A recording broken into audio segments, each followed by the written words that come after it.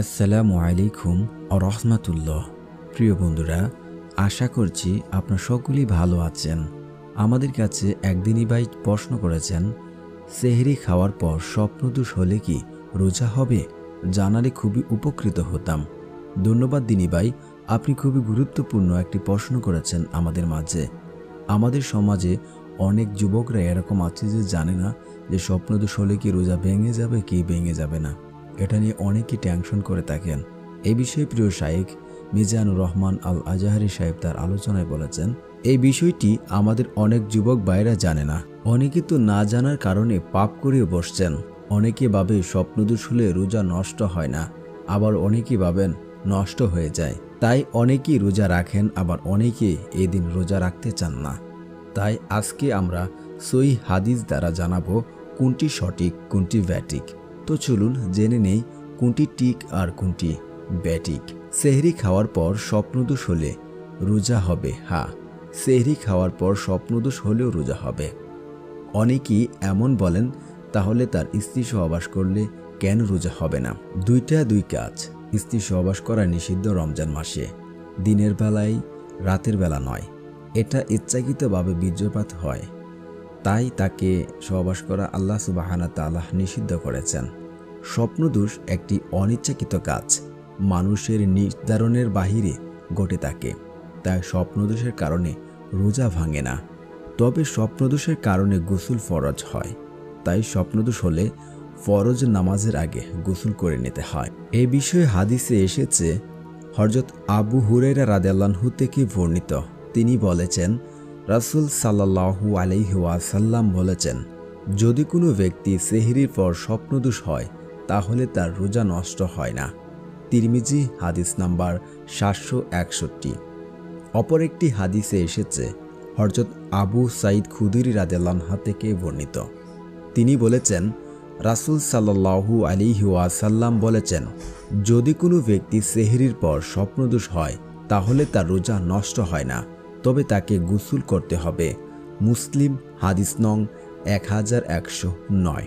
সুতরাং সেহরি খাওয়ার পর স্বপ্নদোষ হলে রোজা নষ্ট হয় না, তবে স্বপ্নদোষের কারণে গোসল ফরজ হয়।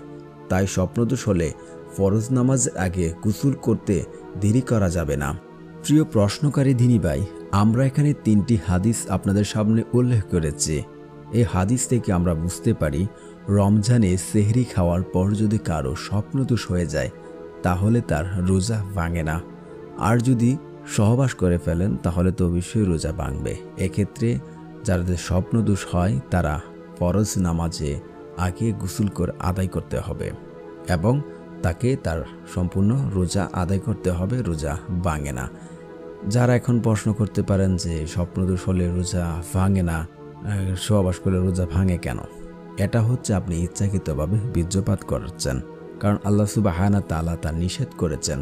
তার সীমারেখা এতটুক পর্যন্ত যে রমজান মাসে স্ত্রী সহবাস দিনের বেলা থেকে দূরে থাকা, পানাহার থেকে দূরে থাকা। তাই রমজান মাসে যদি কারো সেহরি খাওয়ার পর বা সেহরির আগেও যদি কারো ধরেন বিকালবেলা, দুপুরবেলা কেউ ঘুমিয়ে আছেন, তাহলে যদি স্বপ্নদোষ হয়ে যায় তাহলে কিন্তু আপনাদের রোজাটি ভাঙবে না। এক্ষেত্রে আপনাকে বুঝতে হবে যে এটা আপনার ইচ্ছার বাহিরে হচ্ছে, আপনি নিজের ইচ্ছায় বা নিজের কন্ট্রোলের বাহিরে এটা যে স্বপ্নদোষ হওয়াটা। এখানে মানুষের কোনো হাত নেই যে সেই ইচ্ছাকৃতভাবে স্বপ্নদোষ করাচ্ছে। বুঝতেই পেরেছেন যে স্বপ্নদোষ হলে রোজা ভাঙবে না। তাই উল্টাপাল্টা কারো কাছ থেকে কোনো কিছু জানার আগে অবশ্যই সঠিককে জেনে নেবেন, না হলে রোজার যে মর্মটি রয়েছে সেটা আপনি নষ্ট করে ফেলবেন। তাই আমি বলবো, যাদের স্বপ্নদোষ হয় রোজা রেখে, অবশ্যই স্বপ্নদোষ হলে আপনারা গোসল আদায় করে নেবেন। এখন প্রশ্ন হতে পারে যে আমরা তো রমজানের বাহিরে যেভাবে গোসল করতাম গড়গড়ার সহিত কুলি করা, এটা করা যাবে না। আপনি নর্মাল উজু যেভাবে করেন ওইভাবে উজু করলেও আপনি যে গোসল করবেন সে গোসলটি হয়ে যাবে। আশা করছি প্রিয় ভাই আপনি যে প্রশ্ন করেছেন তা বুঝতে পেরেছেন। যদি আপনাদের কারো কোনো কিছু জানার প্রয়োজন হয় তাহলে আমাদের সাথে কমেন্টস বক্সে কমেন্টস করবেন। আপনাদের কমেন্টসের উপর ভিত্তি করে আমরা ভিডিও তৈরি করে থাকব ইনশাআল্লাহ। সকলে ভালো থাকবেন, সুস্থ থাকবেন, মাহে রমজানটা সুন্দরভাবে কাটাবেন এই আশা ব্যক্ত করে আজকের এই ভিডিও এখানেই শেষ করছি। আল্লাহ হাফেজ।